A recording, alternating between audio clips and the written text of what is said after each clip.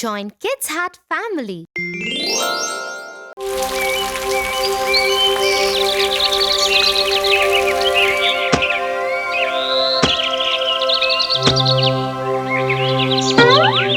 Hey Tofu, do you want to come with me? I just saw my piggy bank has enough money to buy new books and toys for the children at the orphanage. You can help me buy and distribute the goodies. You are going to give away all your savings to other children? How can you do that? Don't you want to buy something for yourself? Tofu, we can't always think of ourselves. Sometimes we have to help those who do not have the same means as us. Let me tell you a story of kindness.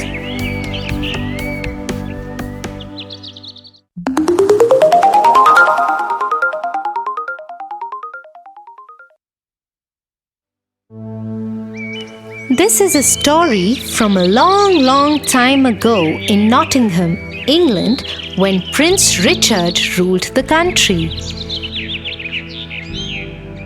His younger brother, Prince John, was a wicked prince who took care of the state while the king was away for wars. Prince John was unkind to common people of Nottingham and had no consideration for the poor.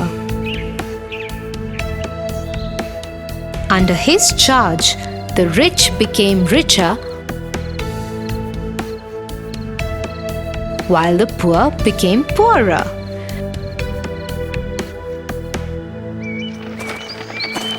The poor had no savior to save them other than Robin Hood, or the hooded thief as he was popularly known. Robin Hood had a trusted companion called Little John.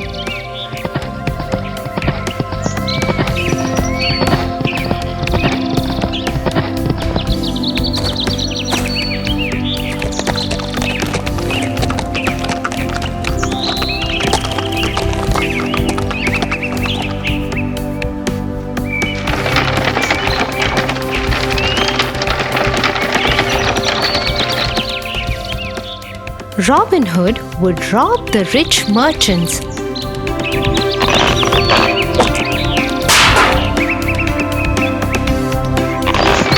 and the prince's caravans that carried the huge taxes collected from the poor as they crossed the Sherwood forest, which was the home of Robin Hood, on the way to the prince's treasury. And he would distribute the loot amongst the poor. His generosity earned him the name Prince of Thieves amongst the common people, and also many rewards that were announced by the sheriff for his capture.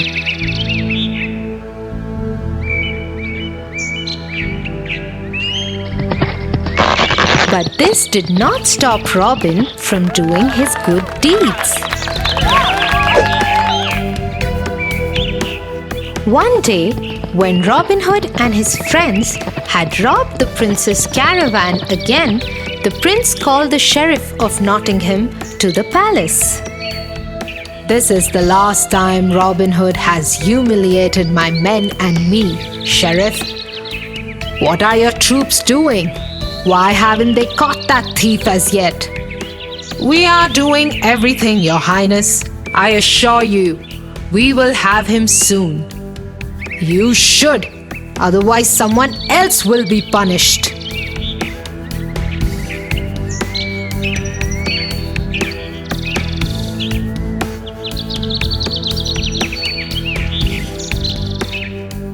The sheriff made a new plan with his men. He decided to announce an archery competition to be held in Nottingham, and the winner would be announced as the best archer in Nottingham and also win a kiss from the maiden Marian. One day, Robin Hood's friend, Tuck, came to visit him. Have you heard of the archery competition that the sheriff has announced for tomorrow?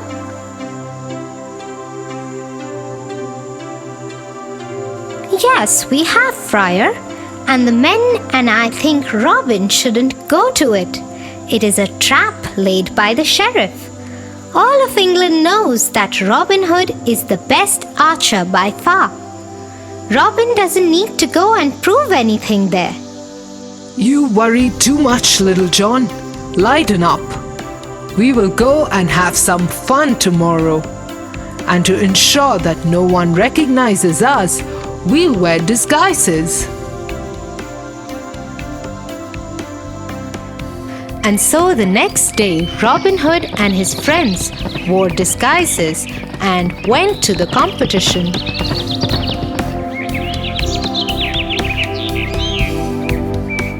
Just as Robin Hood had predicted, no one was able to recognize him.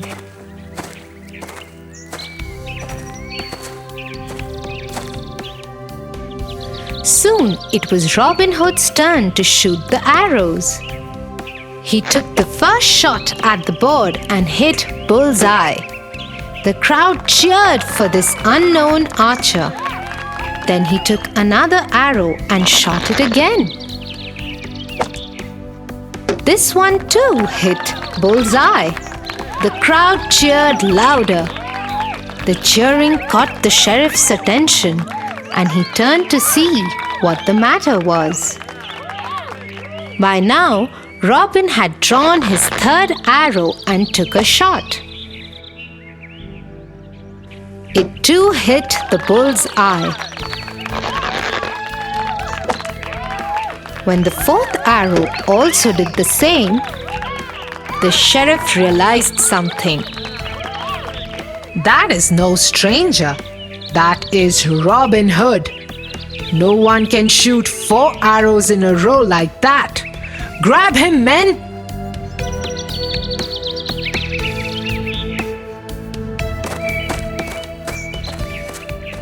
The whole crowd broke into a frenzy as the sheriff's men arrested Robin Hood. Off with his head! But Little John moved like a lightning flash and grabbed the prince and put a knife to his throat.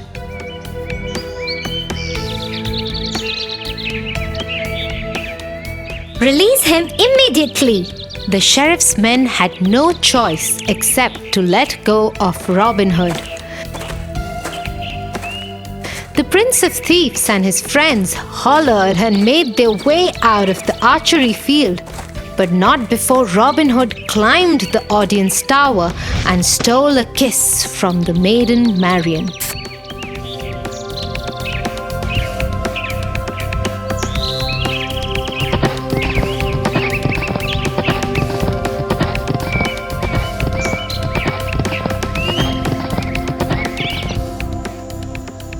Back at the Sherwood Forest, Robin Hood and his friends got together and celebrated. You were right, Robin Hood. Today was a lot of fun. The sheriff had this coming. I am sure you surprised Maiden Marian too.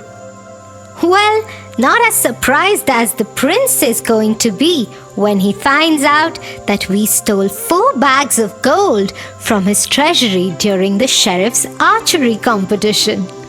Everybody laughed heartily. Wow, Tia, this is such an inspirational story about being selfless and helping the helpless. I am going to change my ways from now onwards. I am so proud of you, Tofu. That is such a great decision. Keep doing good deeds.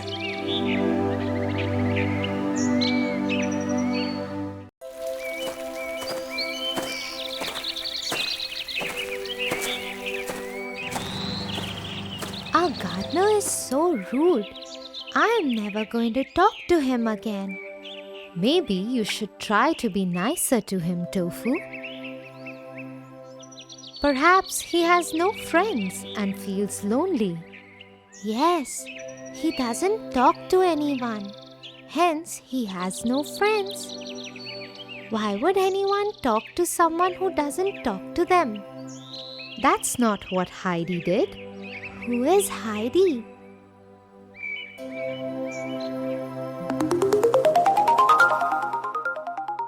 Heidi.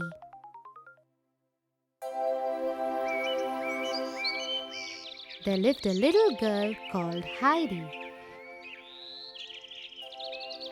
She lived with her aunt in the village. Once it happened that Heidi's aunt had to go to the big city for work. She would be gone for a long time. So she decided to leave Heidi with her grandfather, who lived alone on the mountain. Heidi's grandfather, a carpenter named wasn't a friendly person because of some experience in his past. He didn't like to talk to anyone, and that is why he lived all the way up in the mountains. And now Heidi had to live with him. Bye-bye, Heidi. Be a good girl. Bye, Auntie. Hello. My name is Heidi. Heidi waited a while, hoping that her grandfather would talk to her. When she realized he wasn't going to, she decided not to disturb him, and instead she went out to see the mountainside. She had never seen such vast lands of green. She fell in love with her new home immediately. She lay down next to a bed of daffodils under the open sky and smiled to herself. That's when she heard the goats with bells around their neck.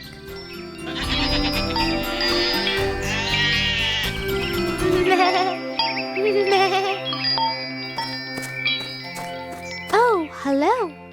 Where did you come from? I brought them here to feed, like I do every day. Where did you come from? Hello, my name is Heidi. I have come here to stay with my grandfather.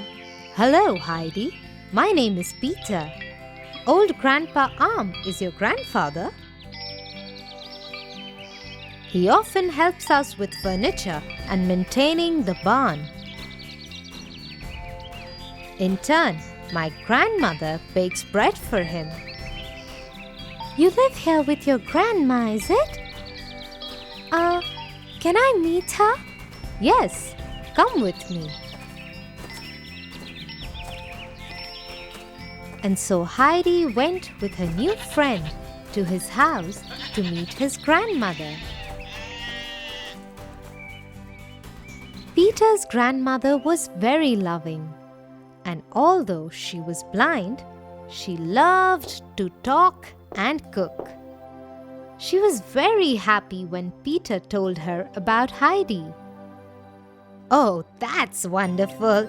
Come here, dear Heidi, and give me a hug.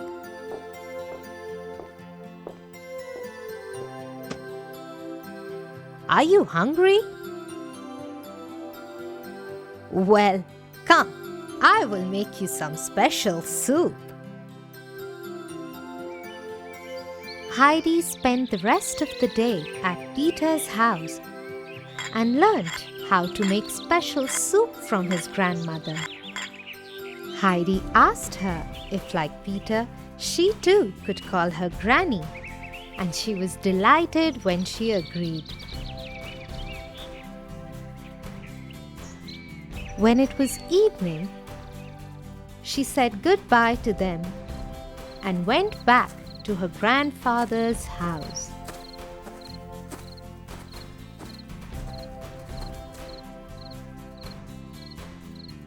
When she reached there, he was still working in his workshop.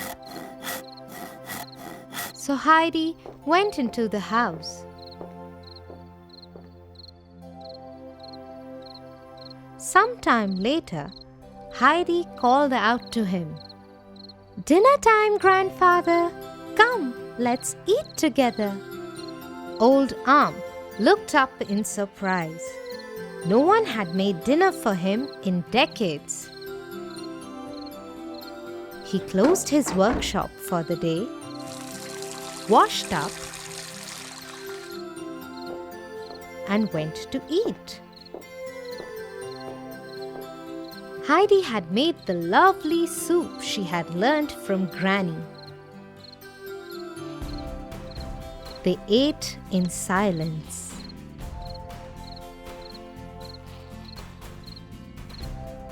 And although her grandfather liked the soup very much, he didn't say anything.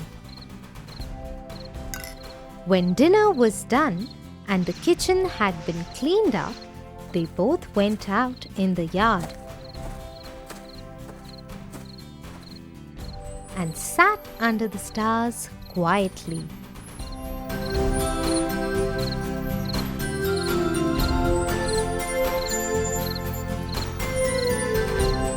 After some time, Heidi started feeling sleepy, and so she kissed Arm goodnight and went to sleep. Arm had not experienced so much love in many years, and so he sat there with tears in his eyes for a long time.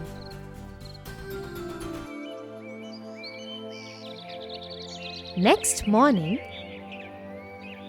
by the time Heidi got up, her grandfather was already in his workshop. She decided to go and be with him. "Good morning, grandfather." Heidi knew she wouldn't get an answer, so she decided to make herself busy. She swept the workshop, filled fresh water in Arm's jar, and to surprise kissed him and went out to feed the hen. When it was about afternoon, she served a lunch of mashed potatoes which she had learnt to make from her aunt. Later, she went to Peter's house to spend time with Granny and returned in the evening to serve dinner. This went on for many days. Every morning and night, she would kiss her grandfather on the cheek and wish him. She would clean his workshop and fill fresh water in his jar. All this love and care that Heidi gave him changed Arm's behavior. He loved having Heidi around and enjoyed it very much when Peter and Granny came by to visit her.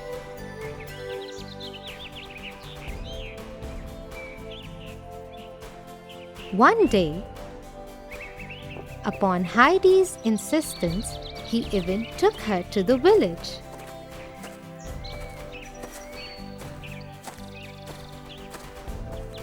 They bought a pair of shoes for Heidi. On the way back, they bought candy floss. Throughout the trip, Arm laughed and played with Heidi. All the villagers were surprised to see this change in the old carpenter. 2 years went by, and Heidi and Arm were very happy in each other's company. Till one day, Heidi's aunt returned. She wanted to take Heidi with her to the big city. The man whose office she worked in had a daughter, Clara, who couldn't walk. Clara always needed a wheelchair to go anywhere. Hence, She had no friends. Clara's father wanted Heidi to be Clara's friend. "Grandfather, tell her I do not wish to go. I want to live here with you." But didn't say anything. He knew that Heidi would have a much better life in the big city. And so Heidi left her grandfather, Peter, Granny, and the mountainside to live in the big city. She was straight away taken to the mansion where Clara lived. There she met Clara's father. He was a very kind and loving gentleman who loved Clara very much, but often had to travel a lot for business. During these times, he left Clara in the care of her grandmother and a rather stern housekeeper. Hello, Heidi. I am Clara's father. I wanted to thank you for coming here. I am sure you will like living here with Clara. If you ever need anything, please let me know. Now come, I will take you to Clara's room.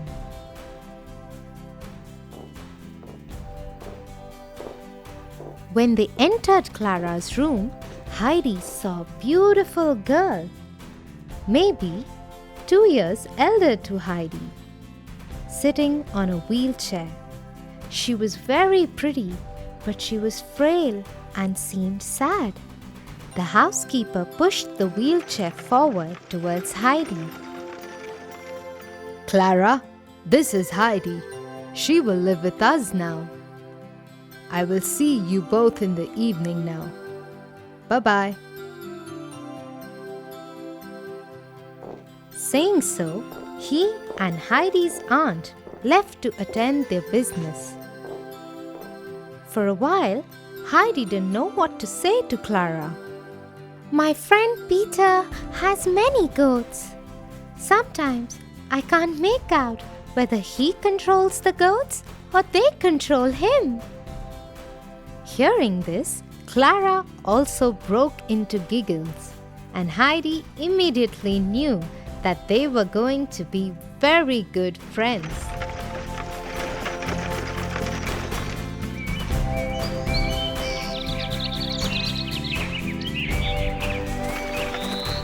She started spending her whole day with Clara.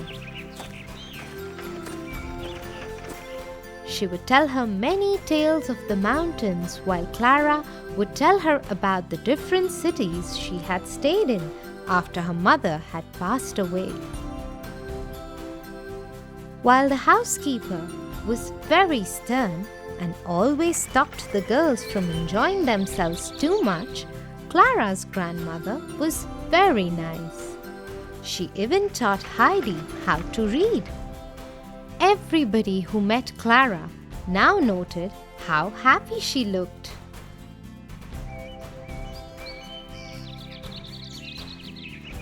One day, the girls went out to the market.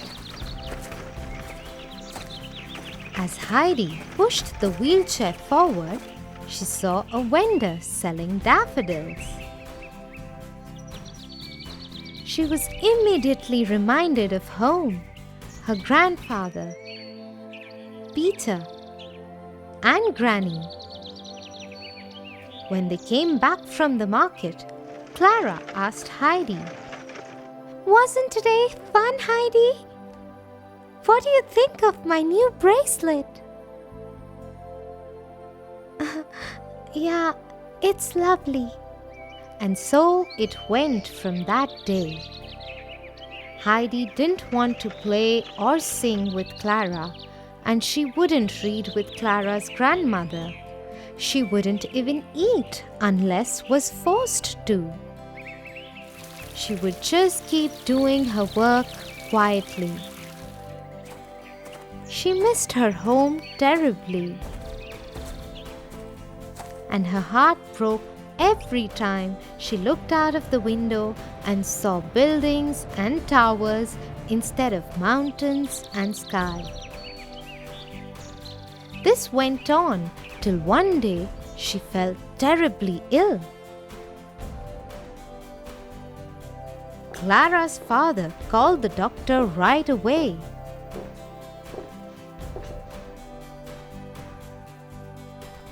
Well, I am afraid she is homesick. She misses home. No medicine or treatment can make her better unless she goes back.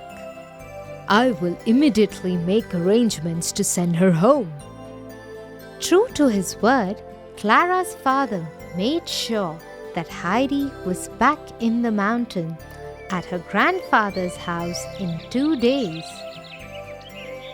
Just the news of going back home had made Heidi feel better. And when she reached her grandfather's home, she ran to him and hugged him. Even Am was very happy to have Heidi back. I am never going away, Grandfather. You don't have to. Grandfather, this is Clara. She is my friend from the city. She has come to stay with us for a few days. And that is Clara's father. As the two men shook hands, Peter came over.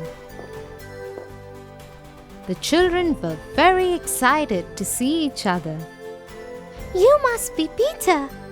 Heidi has told me all about you. You must take me to your granny. Yes, yes. Come, I will push your chair. Granny would love to meet you. After some time, Clara's father said goodbye to everyone. He would come back in few weeks to take Clara back to the city. The children waved him goodbye. In the next few days, the children had a lot of fun. Peter and Heidi would take Clara along with them everywhere. Peter would pluck fresh fruits for them. And they even showed her how to milk a cow. With the good food, air, environment of the mountainside, Clara grew stronger. So much that she even learned to walk by herself.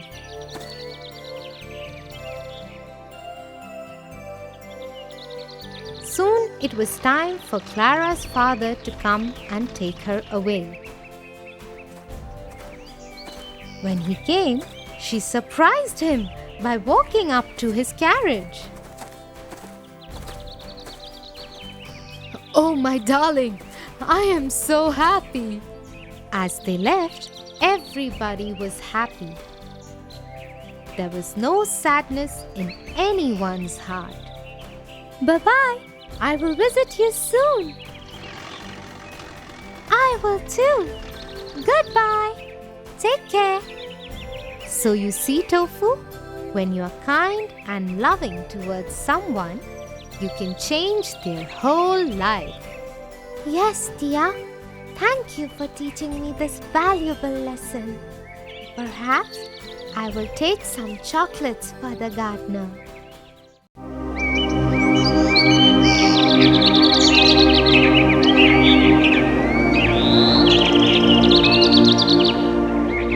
Tia, today I'm very happy.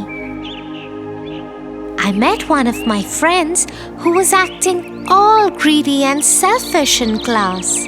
So I told him the story of the Pied Piper of Hamelin, and he soon understood the lesson. Really, Tofu?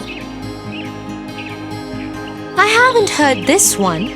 I would love to hear it from you.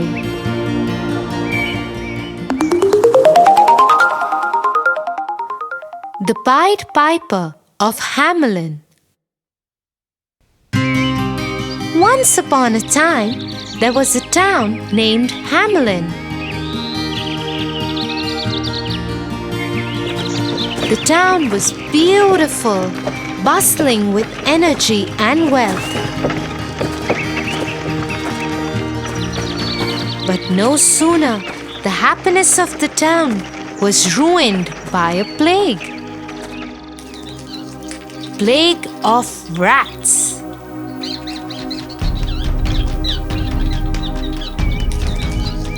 There were rats everywhere. So much so that the people of the town didn't even have a place to keep a step without tripping over the rats. There were rats of every size, shape, every age and color. Nothing worked as a remedy. Not even the cats were able to control the plague of rats.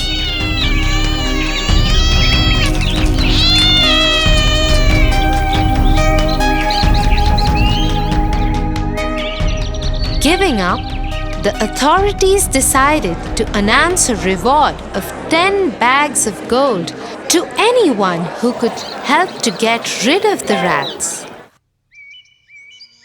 One day, a strange-looking man came to the town. He was dressed in their traditional dress, but all red in color, with a long, peculiar nose and big, wide eyes. He adorned his head with a feather in his hat.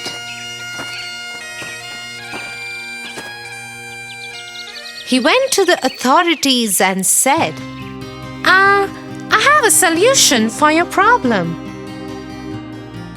I assure you that not a single rat would live in this beautiful town.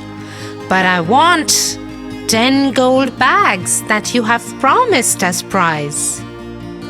The authorities were not very sure of his commitment, but still allowed him to give it a try, as they had no other option. Soon, the strange-looking man took out a Pied Piper from his pocket and started playing a very strange tune. Within no time, all the rats started coming out and following him.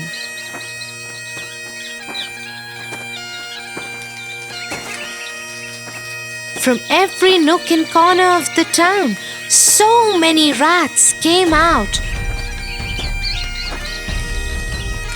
that the whole street was filled with them.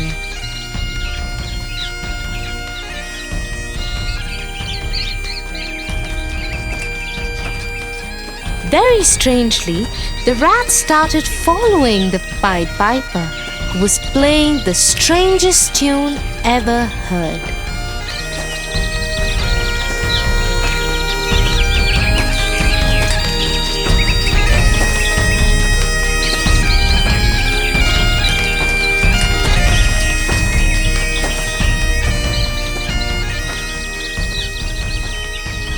The Pied Piper took them to the town's river and entered into it. In no time, all the rats, mesmerized by his tune, fell into the river and drowned.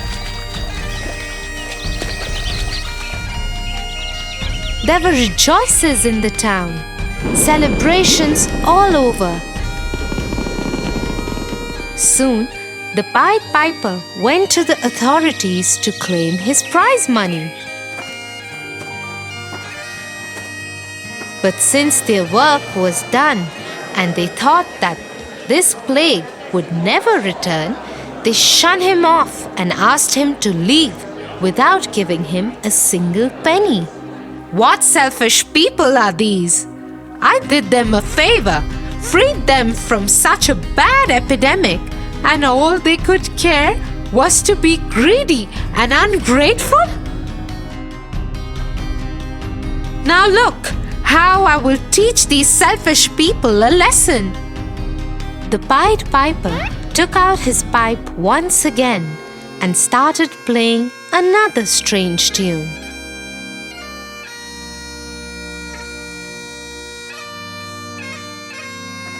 a tune that no one had ever heard before.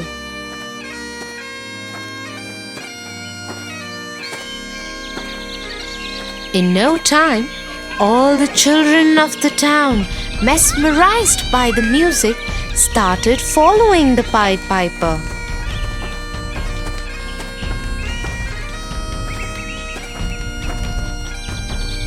The children were so lost in his tune that they didn't realize that they have come out to the outskirts of the town.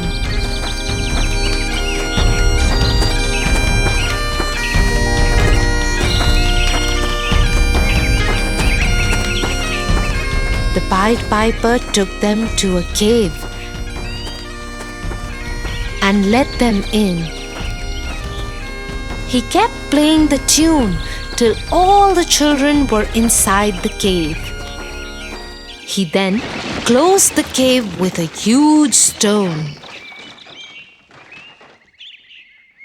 Only 2 kids were left in the entire town.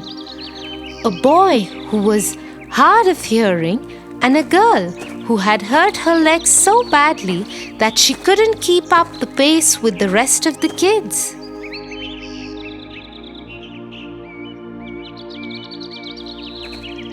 These 2 kids went back and told their parents about the Pied Piper and how he lured all the children into the cave. Soon, the authorities went begging to the Pied Piper and requested him to let their children out.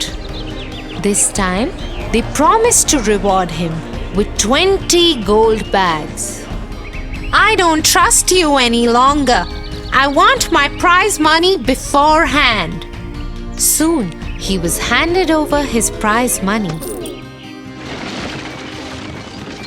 And he left, never to be seen again. The children were freed from the cave,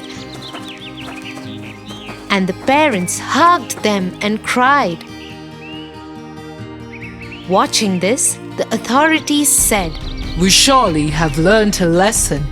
This man came out of nowhere and saved us from an epidemic.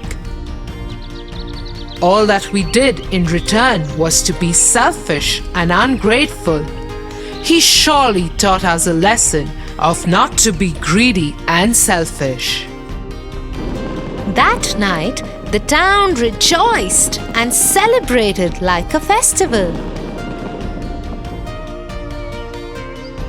It's still said that in the town of Hamelin, if you ever go and listen carefully, you might hear the beautiful sound of the Pied Piper.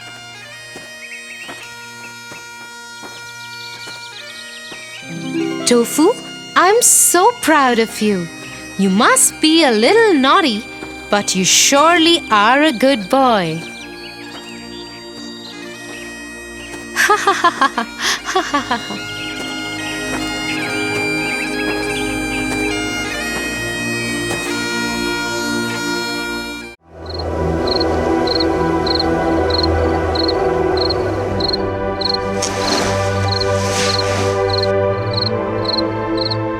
Tia, today Jim and I had a fight. Oh, that's bad. What happened? I thought Jim is your friend. He was, but today he did not support me on the poster competition concept I wanted to present to my teacher. He thought that it might be too easy. He is my friend. He should have agreed with me instead of behaving like Tom and Ben, who are always mean. Was he right? Yes, he was. The idea was too easy, but still, he should have agreed with what I was saying. Oh, Emperor Tofu, that is very bad. Why are you calling me Emperor? Because you are behaving like this emperor from my story.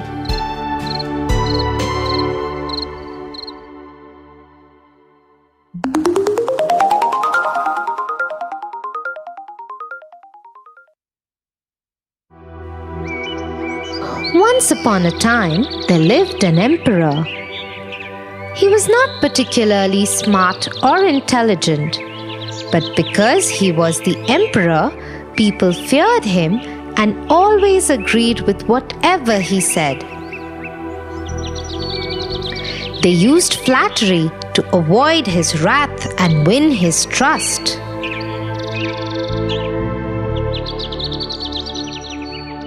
Your Majesty, as always, you are right. Your Majesty, you have made the wisest decision possible. Because the emperor was so foolish, he never understood the difference between an honest compliment and flattery. He thought that his public loved him and that he was the best. He lived in his ego and vanity. One day, his head minister, who was truly a wise man, disagreed with him in open court.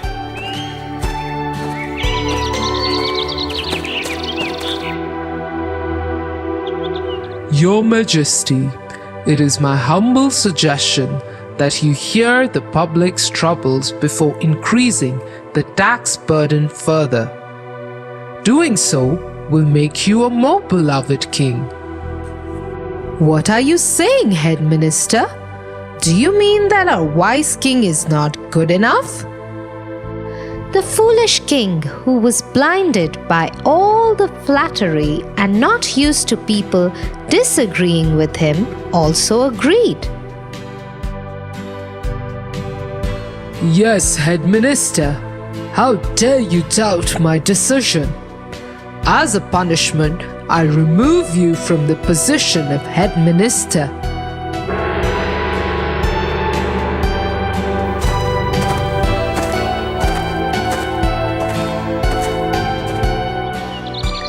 Disgraced by the events of the day, the head minister went home sad.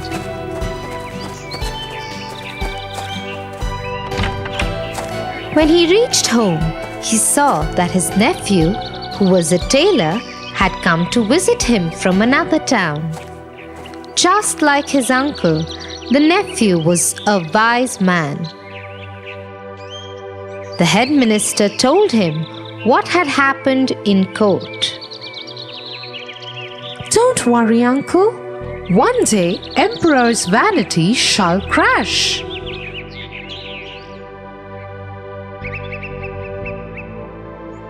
The next day, the nephew went to see the king. He pretended to hold a piece of garment in his hand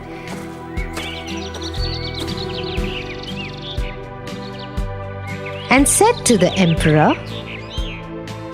Your Majesty, I have just returned from my travels around the world. When I was in Old Market of Persia, I saw this beautiful piece of cloth and immediately thought of you. I have brought it with me to make a new robe for you. It is the most beautiful cloth ever made. The emperor could not see the cloth, but his ego did not allow him to confess it. He looked at the remaining ministers and asked them what they think of the cloth. The ministers couldn't see the cloth either, but decided to lie to the emperor again. It is very beautiful, sir. Yes, I agree. It will look fantastic on you. Though the king could not see the cloth, he thought that since his ministers thought that it would look very nice on him, he would go ahead and order for it. Yes, it is beautiful indeed. Go ahead, tailor. Make the most beautiful robe that you have ever made. I will wear it for my birthday parade, which is 10 days from now. Yes, Your Majesty. You will have it on your birthday.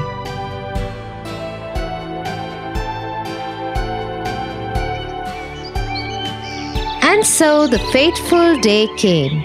It was the emperor's birthday. The tailor went to the palace early morning, pretending to hold a robe in his hand. Throughout, he behaved like he was carrying something beautiful and delicate.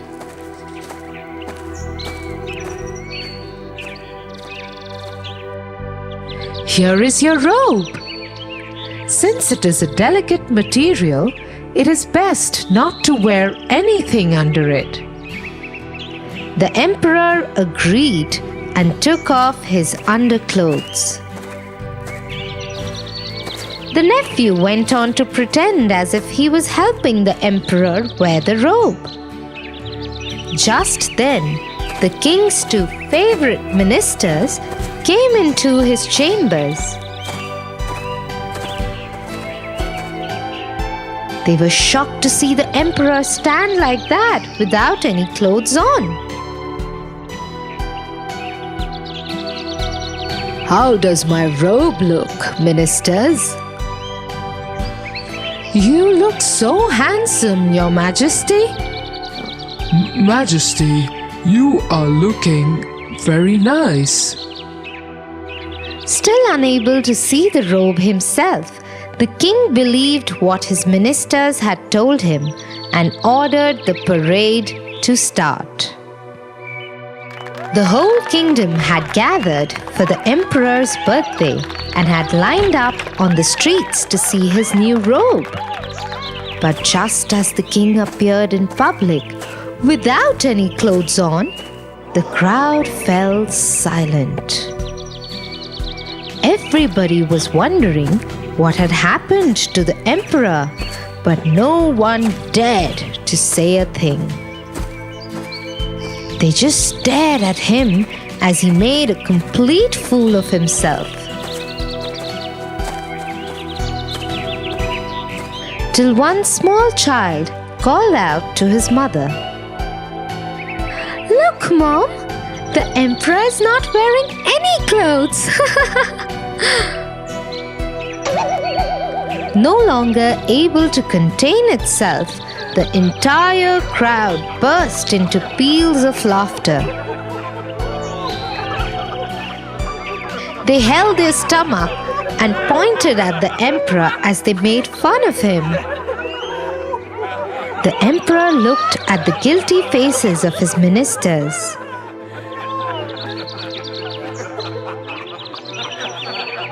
And sad face of his head minister, who was upset to see the king being made fun of. The emperor understood how foolish he had been and what his mistake had been.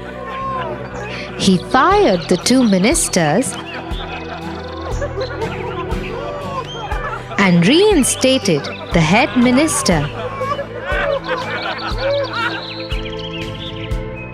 From then on, when anyone gave him a compliment, he humbly listened to it and absorbed it only if it was genuine. With the honest guidance of his head minister, he went on to become a truly great emperor for his people. Ouch, Tia! I think I had become the egoistic emperor. I owe an apology to my friend Jim. What do you think? Yes, and you also need to learn to accept feedback and not get carried away by compliments.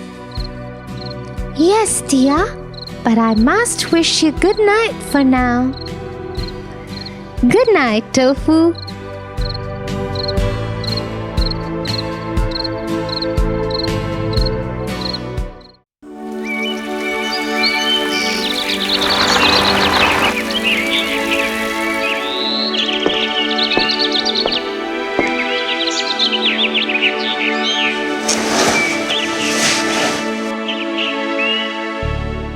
Good morning, Tofu. Good morning, Tia. Are you all right, Tofu? Yes, but I'm worried about my friend Sam. Who is that? And why are you so worried about him? Sam is new to our school. He joined my class last week. I like him very much. But some other boys have been lying about him, saying that he is not a nice boy. Oh, that's bad. And are you sad because he is your friend? Yes, I want people to see how good Sam is. And I don't know how to make it happen. If Sam is a good person, then I don't think you have anything to worry about, Tofu. I don't understand. Why? Let me explain it to you with the story I know.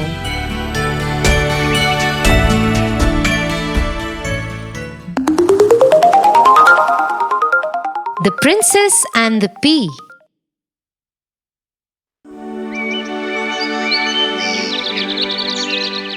Once upon a time, a young prince wanted to get married. So he went around the world looking for the right princess to marry.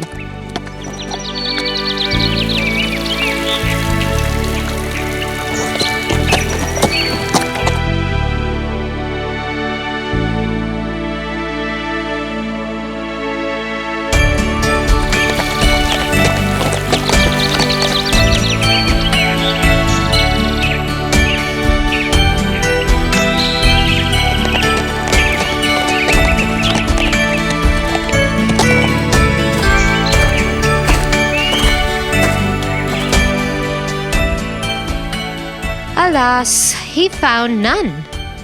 Something or the other was always amiss in all the princesses he met to be a true princess to his people. One stormy night, after the prince came back home, he and his family were having their dinner.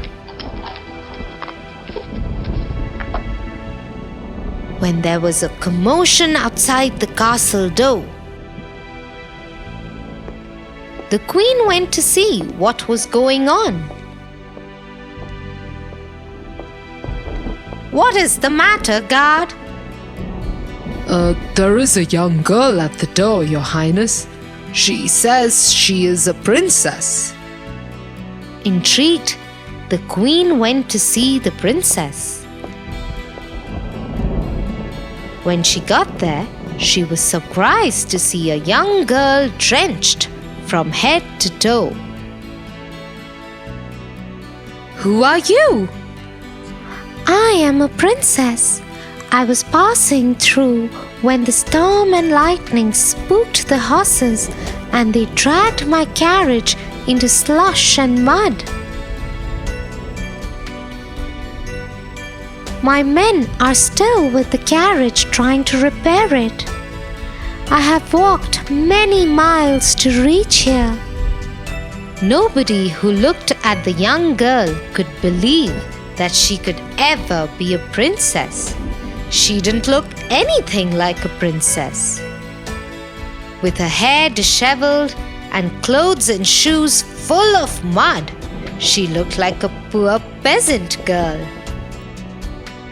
You are welcome to stay here, O princess. My maids will prepare a royal room and arrange for a hot bath and dry clothes for you. Do join us for supper once you feel better. Come on in. Thank you very much, Your Highness. By the time the queen returned to the dining table to join her family, the prince had been informed about the stranger at the door and the queen's decision. Mother, Do you really believe that she is a princess? Her appearance betrays her, but her eyes shine with courage, and there is humility and grace in her behavior, just like that of a princess. However, we must wait till tomorrow morning to know whether she is really a princess or not. Saying so, the queen retired from the dinner table and went up to the room that was being prepared for the princess.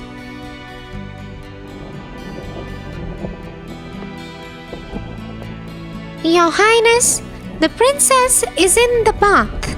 We are preparing the bed for her. Very well. Fetch me 20 of the softest mattresses that the castle has to offer. Yes, Your Highness.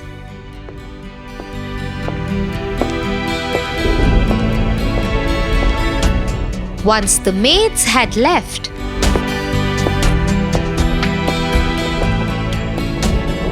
the queen took out a pea from her pocket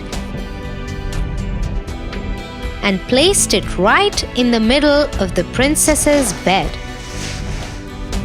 When the maids returned with the mattresses, she ordered them to place them on the top of the pea.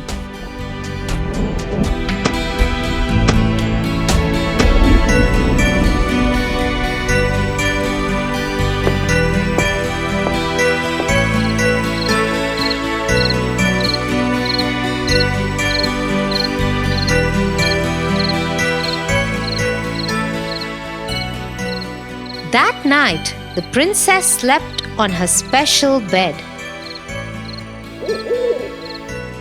But she had a sleepless night. She kept tossing and turning all night long.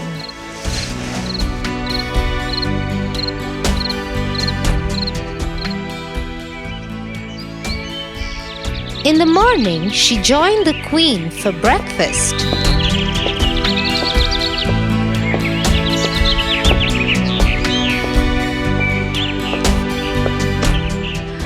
How are you, my dear? I am well, thank you. But you look so tired. Is something wrong? You must tell me. Forgive me, Your Highness. I do not wish to sound like an ungrateful guest, but I haven't slept all night. My bed was really soft, but something kept poking me in the back, and I had bruises all over. The queen smiled happily because she knew that the girl in front of her was a true princess.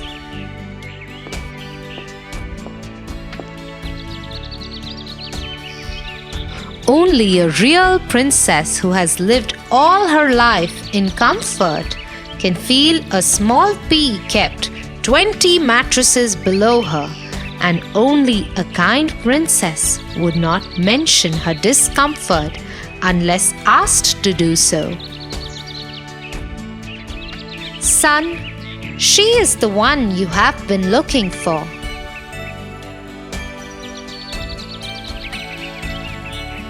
Soon the prince was married to the princess of his dreams, and they happily lived in the kingdom where all the people loved and respected them both a lot. Wow, Tia! No matter where the princess would have gone, people would have always recognized her because of her behavior. Exactly, Tofu. And the same thing applies to your friend Sam. If he is a good person, soon people will be able to see that in him. And if he's not, people will be able to see that also. Yes, you are right, Tia. I don't think I have to worry about him anymore. I am sure everyone will see his truth soon.